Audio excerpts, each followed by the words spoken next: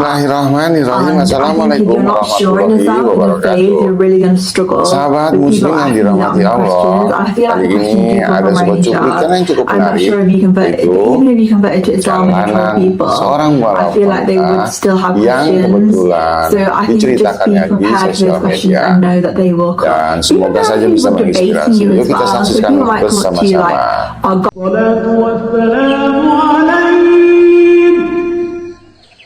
Before I converted to Islam, I was just a normal girl in high school. I wasn't part of the popular crowd.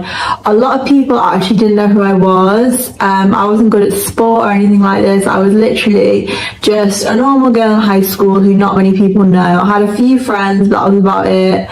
I just wasn't known by a lot of people.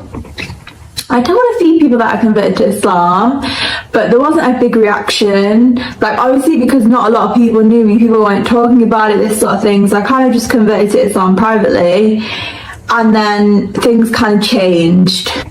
So one day, I think it was in year 10, so that is the school year in the British school system where you are 14 to 15. I was 14 years old. I remember it was Valentine's Day, and I just decided, okay, today is going to be the day where I wear hijab. Like, I'm going to wear hijab today. And I remember, like, in the morning trying to get all my hijab right. Like, I'd watched quite a few YouTube videos, but, you know, I didn't really know how to do hijab, so I was spending literally ages trying to get my hijab ready.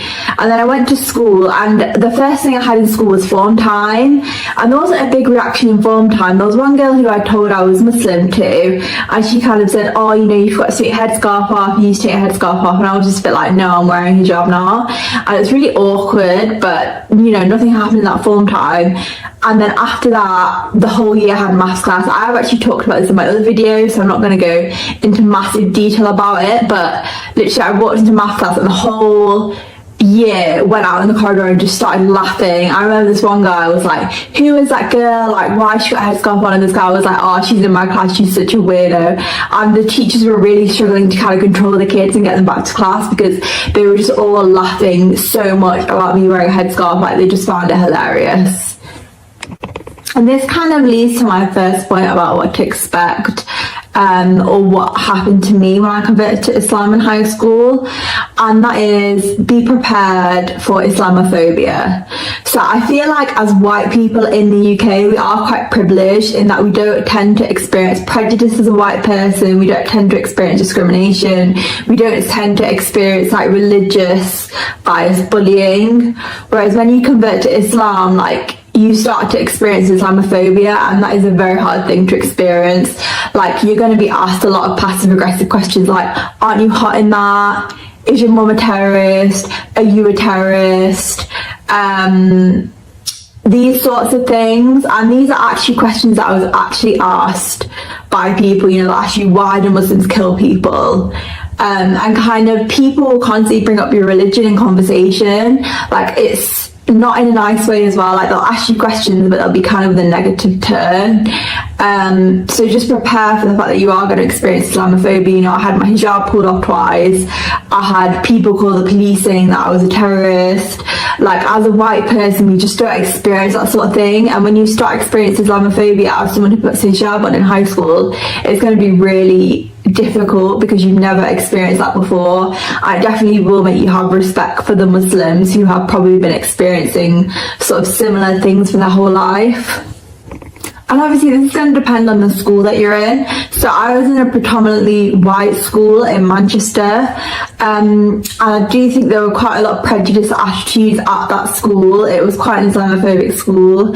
So if you're in a school where there's more Muslims, or there's less kind of Islamophobia within the school, your experience will be different. This is my experience, and I think even in most schools where it's kind of predominantly white, you will experience some form of Islamophobia, even if it's not to the extent that I did.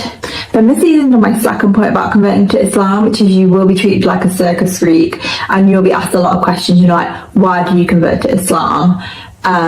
what do Muslims think of LGBT people? How can you believe in God? There's no God. These sorts of questions, you'll be asked a lot of questions, and they're not necessarily coming from like a nice place. They're questions where they want you to question yourself. They want to kind of create doubts in your faith and this sort of thing. So when you convert to Islam in high school, you need to be really sure of yourself, because I feel like teenagers, they don't necessarily have the same filter or the same kind of politeness as adults do, and you know, you are going to be asked a lot of questions, and you really need to be prepared for that. And I think if you're not sure in yourself, in your faith, you're really going to struggle with people asking you that many questions. And I feel like the questions do come from wearing hijab. I'm not sure if you convert, but even if you converted to Islam and you told people, I feel like they would still have questions. So I think just be prepared for those questions and know that they will come. Be prepared for people debating you as well. So people might come up to you like, oh, God isn't real, like how can there be so much evil in the world when there's God? You know, no one believes in God. Why do you believe in God? Like, those are the sort of questions you'll be asked, and you'll kind of need to have some thoughts on why you believe in God. So you can use the design argument, like how could all of this, with so many rules of physics, chemistry, how could all of these rules come out without a designer? Like, there must be a designer to the world. And you think when you're in hardship, you always call on God. So our natural predisposition is to call on God, because whenever you have hardship, you say, oh God, help me. So it's like there's this natural disposition within us to call out to God. So, you know, that's kind of evidence that there is a God. But yeah, people are going to be expecting you to justify your existence as a white Muslim over and over again. Like, it's just going to be, for me, it was constant, like having to justify myself, who I was, sorry, the video just cut off then, who I was and what I believed in. And I definitely want to say again, you need to be sure of yourself to deal with those sort of constant people constantly trying to put doubt in your mind. Like, you need to be sure of yourself, sure in your Islam, so study your Islam and, you know, really get solid in faith and just be solid in your faith, because you are going to get a lot of questions. Then the next thing that might happen if you convert to Islam in high school is expect people to mock you. So there's quite a lot of bullying in high school, and there's quite a lot of like nastiness. I think when you convert to Islam, you're really opening yourself up to that nastiness.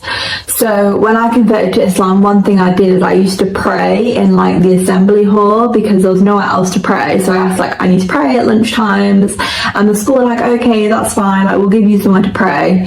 So they gave me like the assembly hall, and there was a classroom that looked down the assembly hall, so it was completely private apart from this one classroom which kind of looked down the assembly hall. I remember when I was praying, these were actually Muslim guys, or at least they were Pakistani guys, and they used to come down when I was praying, kind of copy the actions and kind of mock me. So, you know, there are going to be some mocking. I remember this was Muslim guys as well, or Pakistani guys. They used to come up to me and say, like some form of mocking chat line, which is about Islam, like, are you a terrorist because you're a bomb, I think it was. But you're going to be mocked a lot, and it's not necessarily going to come from the non-Muslims, it might come from the Muslims as well, or the Pakistanis, or, you know, people of Muslim backgrounds. So just be prepared that you will be mocked, and, you know, that's just going to have to be something that you're going to have to work through. To, you know, keep in Islam and stuff, you're just going to have to work through the mocking and this sort of thing. That's all I can think of now in regards to my experience of converting to Islam in high school. One thing I do want to say is everyone's experience is different, everyone's experience is unique. I think my one's very specific to growing up or being in a school that's predominantly white, and kind of my experience of being in a school that's predominantly white. So yeah, I hope it was helpful. If you have converted to Islam in high school, you know, maybe thinking of wearing hijab. Masya Allah, tabarakallah, benar-benar ya, memang kelihatan sekali, sangat menginspirasi sekali gaya bicara maupun perjalanan dari mualaf cantik ini. Semoga saja kisahnya bisa membuat kita menambah iman dan ketakwaan kita pada Allah Subhanahu wa Ta'ala. Dan jika memang video ini bermanfaat, silahkan bagikan, dan terima kasih sudah menonton. Sampai jumpa kembali di postingan berikutnya. Assalamualaikum warahmatullahi wabarakatuh. Thanks for watching.